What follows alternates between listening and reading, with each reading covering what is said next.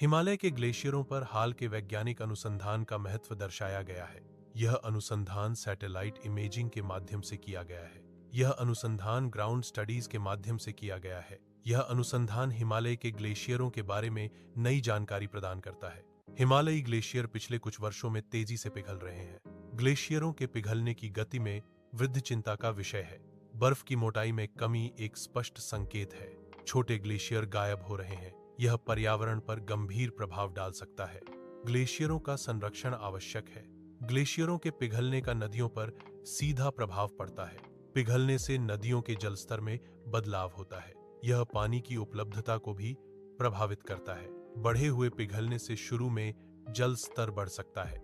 लंबे समय में ग्लेशियरों के घटने से पानी की कमी हो सकती है। यह प्रभाव स्थानीय पारिस्थितिक तंत्र और मानव समुदायों को प्रभावित करता है। हिमालय क्षेत्र में तापमान, वर्षा और बर्फबारी के मौसमी डेटा प्रस्तुत किए जा रहे हैं। औसत तापमान में वृद्धि दर्ज की गई है। बारिश की अनियमितता बढ़ गई है। बर्फबारी के समय में बदलाव देखा गया है। यह परिवर्तन हिमालयी पारिस्थितिकी तंत्र पर प्रभाव डाल सकता है। जलवायु परिवर्तन के प्रभावों को कम करने के लिए कदम उठाना आवश्यक है। हिमालय क्षेत्र में अचानक बाढ़ और सूखे की घटनाएं मौसम के बदलते पैटर्न के कारण होती हैं। जलवायु परिवर्तन के कारण मौसम की चरम घटनाओं में वृद्धि हो रही है। बढ़ते तापमान और अनियमित वर्षा के कारण बाढ़ और सूखे का खतरा बढ़ गया है। इन परिवर्तनों का हिमालय के पारिस्थितिकी तंत्र और स्थानीय समुदायों पर गहरा प्रभाव पड़ता है। यह दृश्य मिट्टी की पकड़ पर किए गए वैज्ञानिक प्रयोगों के परिणामों को दर्शाता है। वनों की कटाई मिट्टी को कमजोर करती है। सड़क निर्माण से मिट्टी की कमजोरी बढ़ती है। बांध निर्माण भी मिट्टी की कमजोरी का कारण बनता है। ये सभी कारक भूस्खलन के खतरे को बढ़ाते हैं। हिमालय क्षेत्र में भूस्खलन का एक मुख्य कारण कमजोर मिट्टी है। कमजोर मिट्टी के कारण हल्की बारिश में भी भूस्खलन हो सकता है। भूस्खलन की घटनाओं में मानवीय गतिविधियों का सीधा प्रभाव होता है। अस्थिर ढलानों पर निर्माण और वनों की कटाई से मिट्टी और कमजोर हो जाती है। हिमालय क्षेत्र में वन्य जीवों और पौधों पर अनुसंधान किया गया है। अध्ययन में कई प्रजातियों की ऊंचाई में परिवर्तन के कारणों का पता चला है। कुछ प्रजातियां धीरे धीरे खत्म हो रही हैं, जिसके कारणों की जांच की गई है।